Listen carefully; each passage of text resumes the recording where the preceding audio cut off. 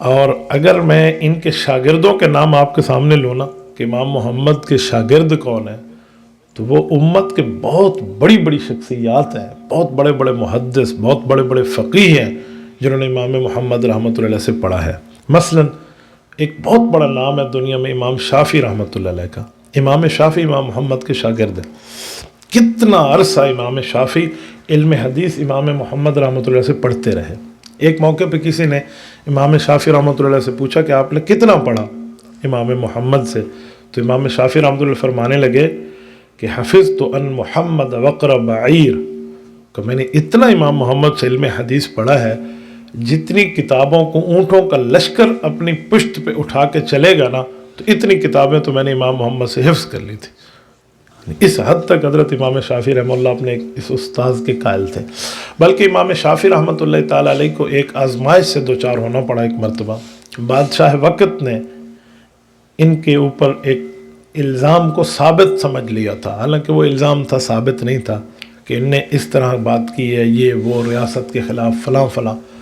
تو اس زمانے میں اس کی سزا گردن زدی تھی کہ ان کو قتل کر دیں۔ تو ایک چمڑے کا تخت بچھایا جاتا تھا اور اس کے اوپر اس شخص کو بٹھایا جاتا، پھر جلاد کو بلایا جاتا، وہ اس کی گردن اڑا دیتا۔ اس وقت امام شافعی کو اس پر بٹھا دیا گیا تھا، جلاد کو بلوا دیا گیا تھا، اور اس نے تلوار اپنے نیام سے نکال لی تھی۔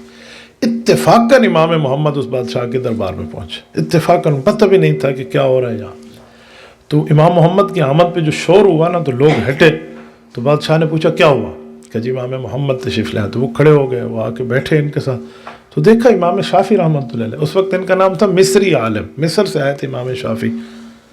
اس کو دیکھا نا کہ جلاد اس کی گردن اتارے، انہوں نے سمجھا کسی کا قصاص ہوگا، تو انہوں نے جلاد کو اشارہ کیا اور بادشاہ کو، تو رک گیا، کہا کیا ہوا ان کا؟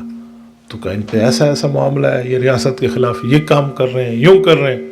تو امام محمد نے فرمایا نہیں، ایسا تو نہیں ہے، میں تو اس شخص کو براہ راست جانتا ہوں، یہ تو ایک اچھے عالم دین ہے اور بہترین پڑھنے آئے ہیں، یہاں پر مصر سے تشریف لائے ہیں، آپ ان کے ساتھ زیادتی کر رہے ہیں، جو گواہان گواہی دے رہے ہیں میرے سامنے آپ لائیں، میں تو اس کے دن رات کو جانتا ہوں، اس جیسا عالم تو ہوگا نہیں۔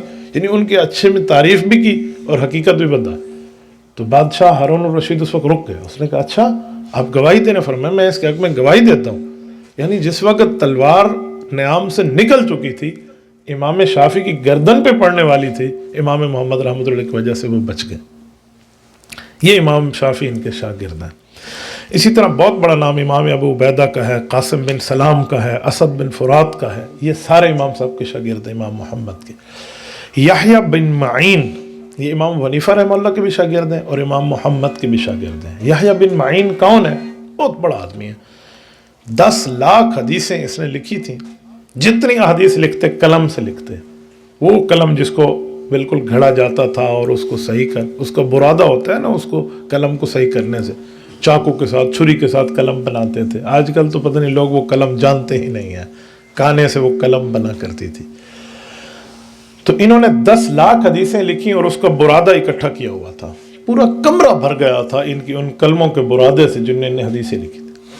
ایک دن کسی نے پوچھا کہ اتنی چیزیں آپ نے اکٹھی کی ہیں تو یہ ساتھ کیوں کیا ہے؟ یہ برادہ قلموں کا، یہ تو لکڑی کی چیزیں ہیں۔ تو انہوں نے فرمایا یہ میں نے اپنی آخرت کے لیے کی ہے۔